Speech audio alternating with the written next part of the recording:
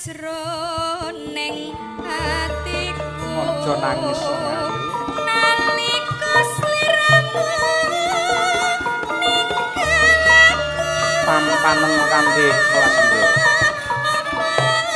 sliramu ora krasa aku butuh sambat karo sapa mergo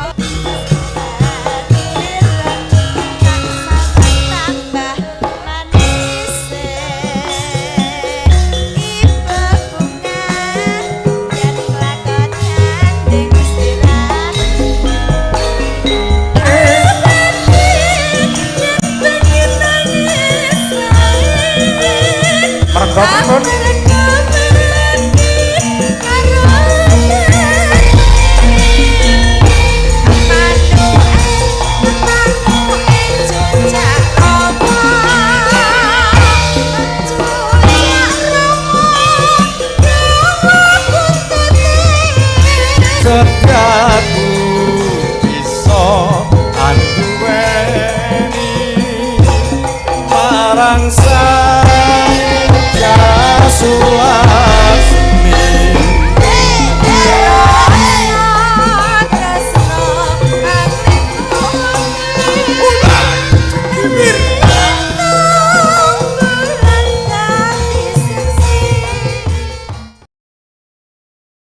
Umi Hafifah, assalamualaikum. Waalaikumsalam Pak Cahyo Kuntadi. Ah, dan elak tenan. Wis dewasa, wis gedhe ya, Pak. Wis gedhe.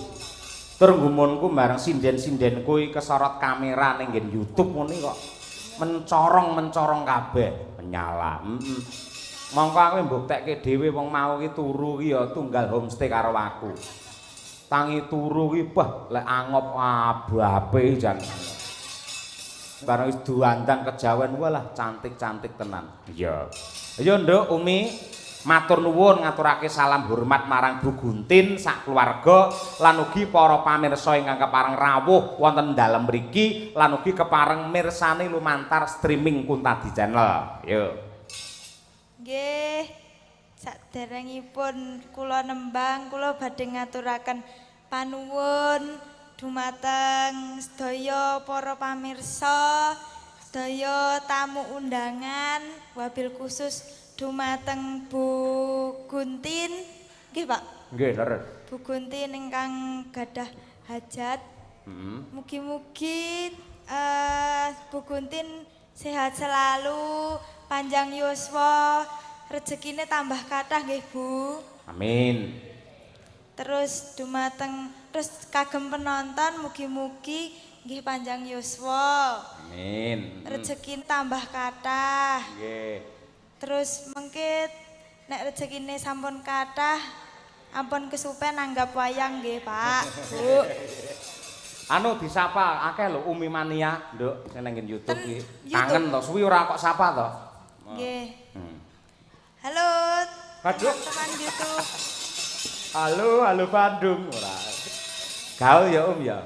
Nggih, terima kasih untuk teman-teman yang di YouTube, Pak Dwijo, sedaya pokoknya Umi Mania Fans Club. Waduh, ya. Nadianto sampun sepuh-sepuh tapi malah mentes kok, Pak. Wah iya.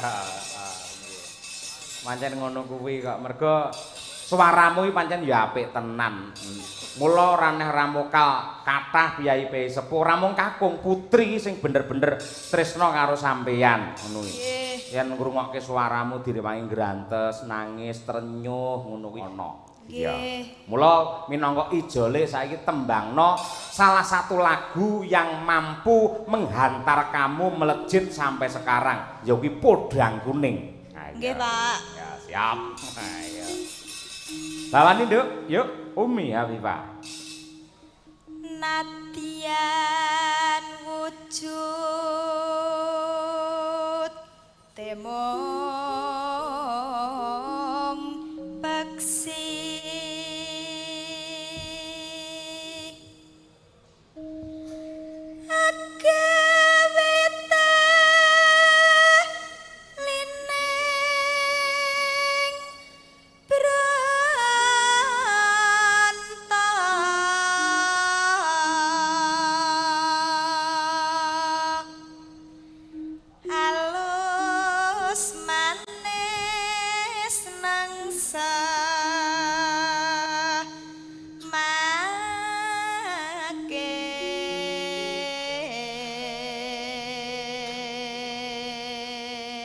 Lagi lho Nduk, malah iki langsung Umi Mania ki ngechat karo bapakmu lho. Ayo. Pripun, Pak? Sugeng ayahi pakaryan Mas, mugi panjenengan sakadang pinaringan rahayu wilujeng sedayanipun kesarasan panjang yuswa ugi rejeki ingkang lancar, grojok nganti kaya grojokan.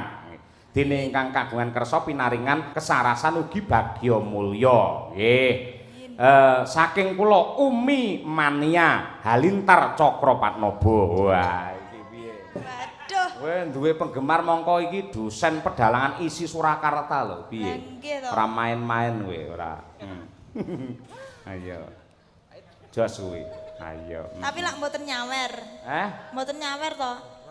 Ora kudu nyawer wong katresnan. Nuwun sewu sing jeneng katresnan sawer tur ora kudu dhuwit to, Nduk. Pamane didongakne muga-muga sekolahmu lancar, digunakne muga-muga sok kowe entuk jodoh sing bener-bener soleh dan juga tanggung jawab. Amin.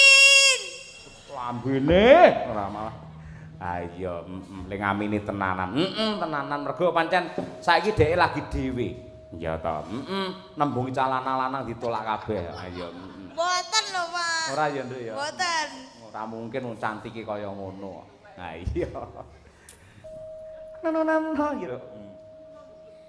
Masuwe gangkung lana.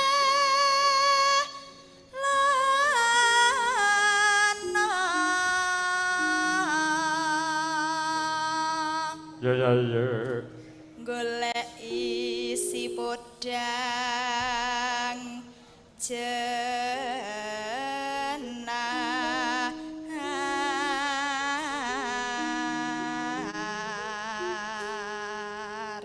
Nano iba bunga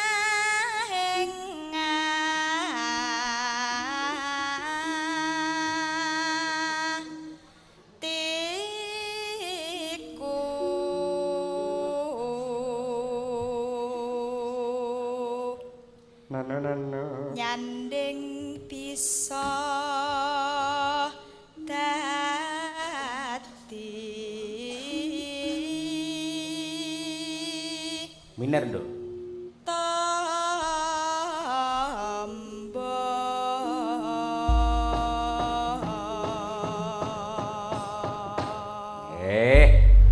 Wilujeng Niskala ya podang kuning ya Mak. Ini juga doa terbaik untuk Bu Guntin sekeluarga, khususipun mempelai berdua. Tegese podang adalah burung yang bisa terbang, kuning adalah emas. Semoga mulai malam hari ini dan seterusnya Bu Guntin sekeluarga terbang tinggi terus ke zaman keemasan. Amin ya rabbal alamin. Ya Nduk Umi Hafifah podang kuning dados.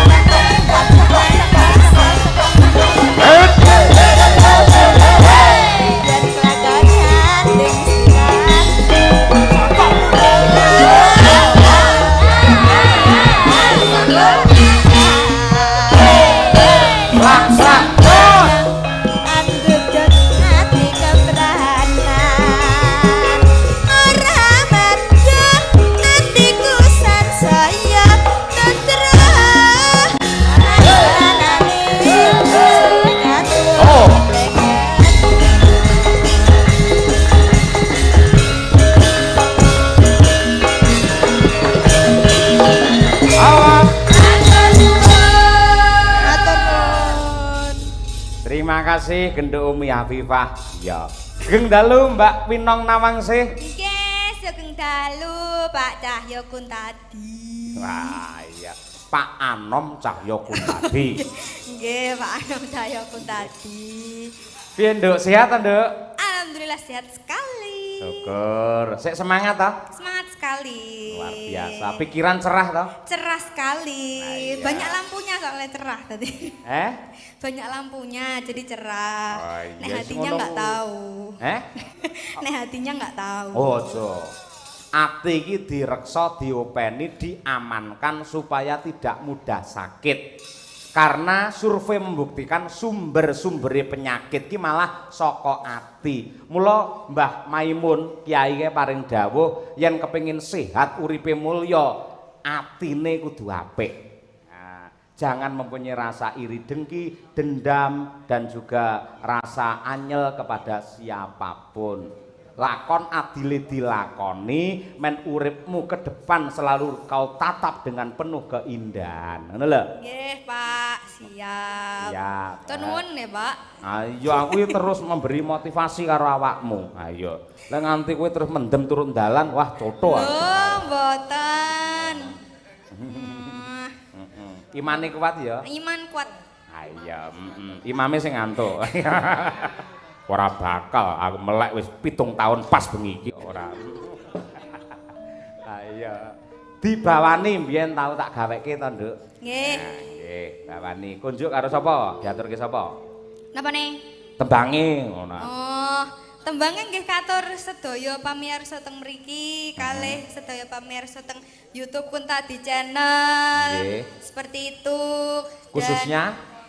Khususnya mempelai dong. Mempelai berdua dan Winong Ceria. Apa kuwi maksudnya? Winong Ceria itu ya itu. Komunitas penggemar sampean. Komunitas ya teman-teman saya online di YouTube. Online. Iya. Iya. Pancen saiki zamane online kok ayo bener. Iya. Bener. Napa to, Pak? Kok gumujengi, Pak? Iya, Pak bener. Melon nih lho. Hah? Pak Melon nih lho gumujeng. Pak Melon ora ngono kuwi ora. Karo Piai Sepuh bareng Pak Melon ora. Mboten, Pak, mboten, Pak. Oh, aneh-aneh dibandem jungkas kapok kowe. Ya Nduk, dibawani Nduk Winong Nawangsih coba kaya apa? Jaranan dangdut kreasi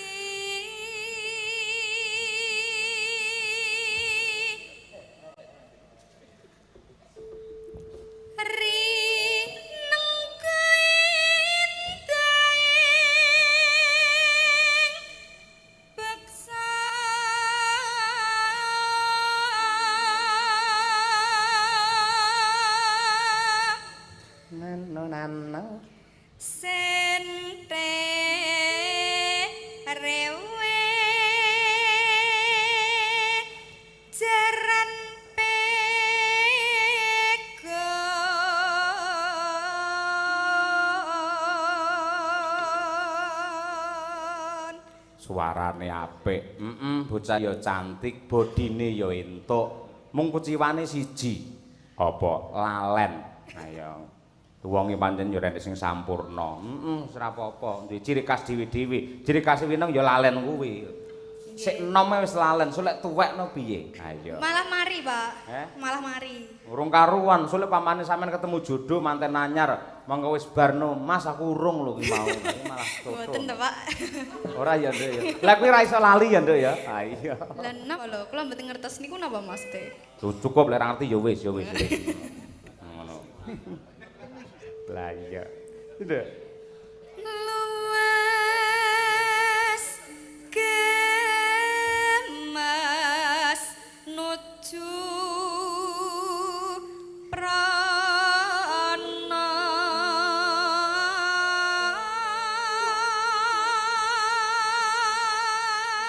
Nuju prana, pinter agawe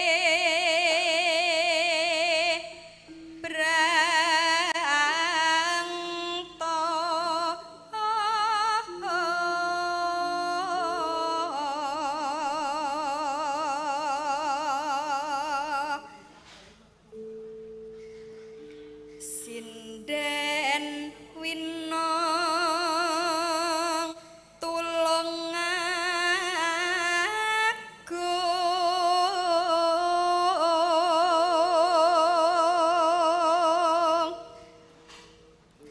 aja nganti ninggal tresno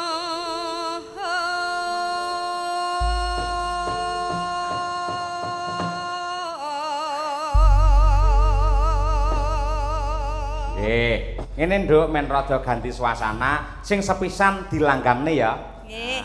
Sing kedua mengko lagi jaranan iki pecute wis siap ning kene iki jaranan. Golek pengen nyeleng iki celengane ya eneng. Wis tumpak ana sak walehmu. Nggih, Pak. Tur nuwun, Pak. Kula pun diseneng-senengke. Oh ya kudu seneng ora. Nek nganti awakmu saya kuru. Ha iya. Apike lemu. Ha iya.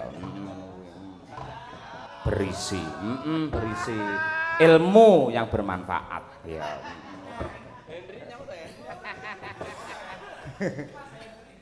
Ayo nang Cahayu coba kaya apa? Angkaten.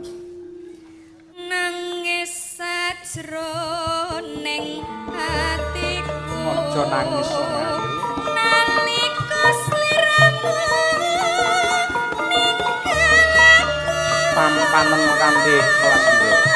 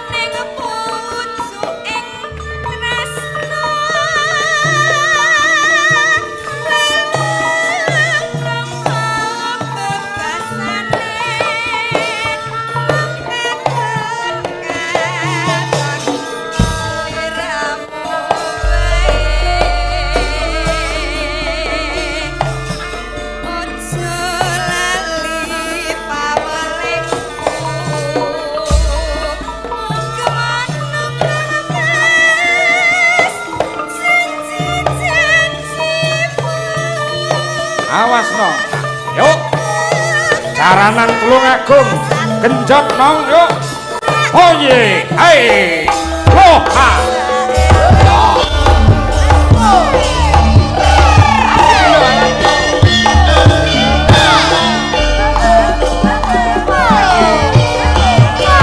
Lali nih.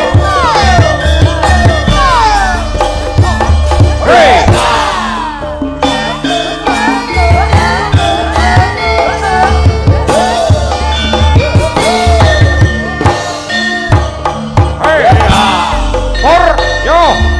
Fokus joget yo.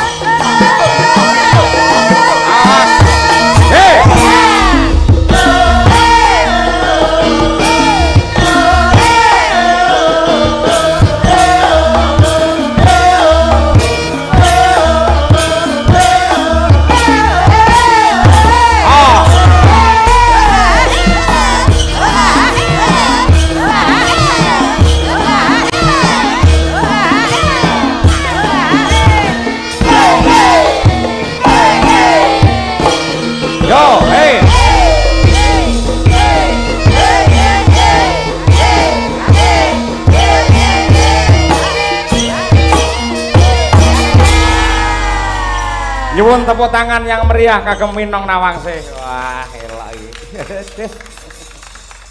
Bocah pinter gawe mareme wong tuwa. Lali neh. Bocah karo mik kok lali. Ayo. Mik iki penting lho, Nong. Sing nganti lali mik penting. Ayo. Yo berdiri neh cah loro. Ayo. cucak rawa karmane Pak Siju mugi-mugi langgeng wonten ing swarga. Amin. Yo, dados.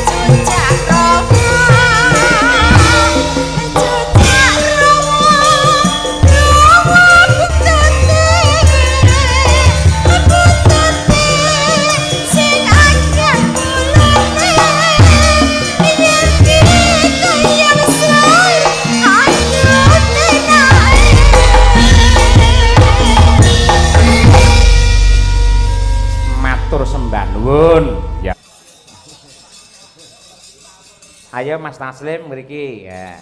Gandeng tanpa bintang tamu sampean lagi tak dapuk dadi jok lutuk. Ayo. Ayo menjumeneng berdua arum Bali. Yuk dados.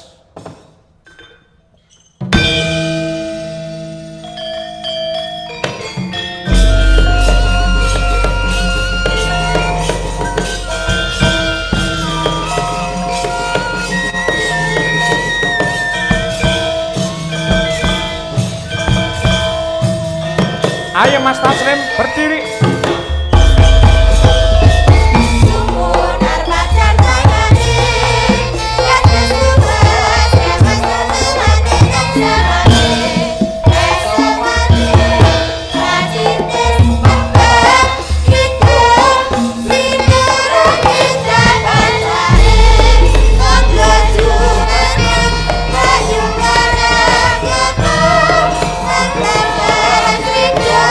Let's go!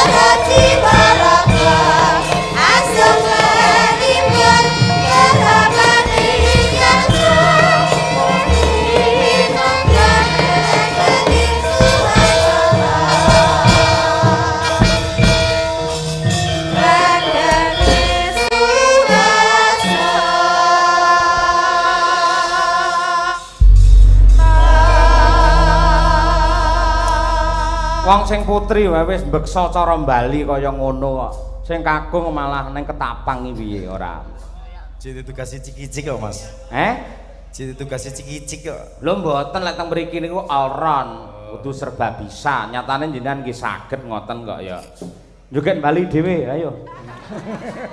Sini. Ayo. Kedinginan Pak Yoyo, jadi masih sulit. Oh, masih sulit. Coba ndang rono. Dadi lek joget Bali iki sing penting mripate sik sing digarap. Iya. Anggere sing tengen mlerok nengen, sing kiwa mlerok ngiwa, kuwi berarti wis Bali. Kero lho Pak. Kero. Kira. Iya ngono kuwi.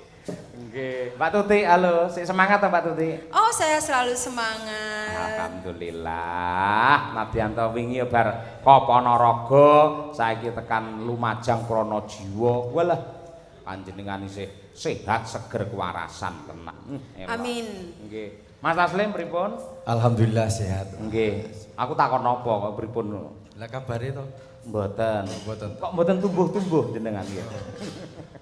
Namane Kok panene ngono karo Mbak Tutik ngono lho ora. Nyatane bareng jumeneng berdua ya wah ketok le serasi. Mboten. Hah, mboten piye? Mboten serasi. Hah? Ya dianggap serasi ngono lah. Rasa wedi sampean wedi to? Terus apa? Ya sampean ngerti bojone sampean streaming sampean kan laki-laki penakut. Sampean kan laki-laki penakut. Padha karo dalange itu kok. Enggak, Pak Yoyo ora penakut kok. Suami takut istri. Ora. Pak Yoyo ora penakut lho. Perlu dicontoh. Lek garwane streaming aja wedi Mas Taslim. Kaya Mbak Tuti iki lho, bojone dikeki HP Nokia 3310. Dadi ora iso streaming ngono kuwi. Melihat ya Pak Yoyo. Hah? Melihat. Melihat. Tapi oh, nek iya. eling tok, Pak. Soalnya saya tuh pripun nggih mboten selalu diawasi karena pun percaya bahwa saya tuh nggak mungkin neko-neko. Tenan ya Pak Yoyo ora percaya. Syukur to lek wis eling Purwoduksina. Iya, nggih. Syukur muga-muga iso ngono terus ti apik temenanan. Amin. Iya, nggih. Monggo. Ngopo to ah? Diaturake Lintang Asmara. Wah iki pokoke sing berbau katresnan kabeh mergo iki kagungan kersa mantu Bu Guntin. Spesial buat teman-teman berdua. Nah, gimana? Semoga berbahagia selamanya sampai maut memisahkan. Wah, ya. amin. Untuk Bu Guntin gimana? Diberikan kelancaran, kesehatan, bagas waras, diberikan panjang umur. Amin. Untuk para penonton gimana? Wah, nge-MC tenan iki. Untuk para penonton loh itu penting loh. Oh iya, semoga lekas menanggap Mas Anom Cahyo Kuntadi. Amin. Untuk tukang sound kita Mas Gloner gimana? Jangan menghilang. Senengane ngilang ya. Iya, bener Tik, bener. Mulai ra dijiret sikile. Lah ndelok story niku nyapo itu teko tebon-tebon ibu cah iki ora. Ajeng ngilang Pak niku wau Ponorogo Lumajang karepe mau bareng kancane. Nah iya to. Lintang Asmara, Mbak Tuti versus Mas Taslim. Oke. Yuk, tetos Madangkara. Oh ye. Madang. Bersama Madangkara. Lintang Asmara. Hey. Iya, iya.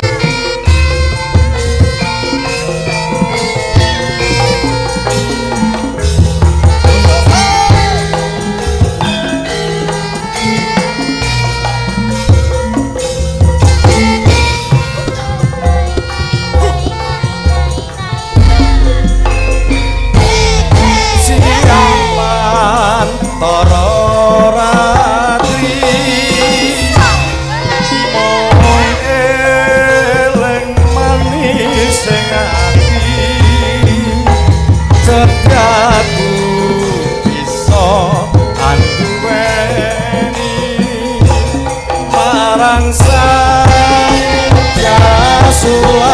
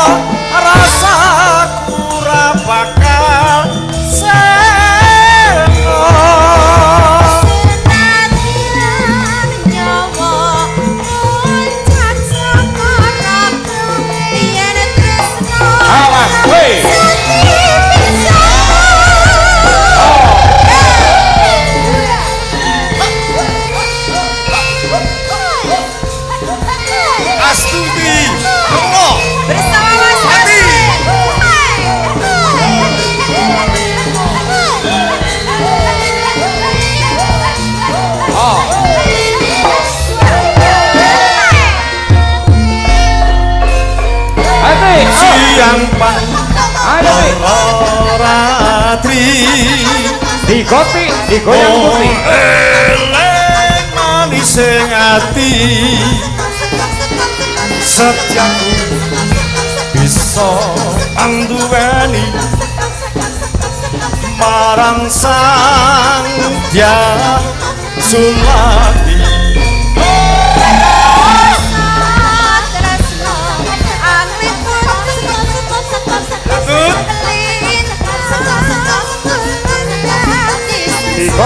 digoyang tutik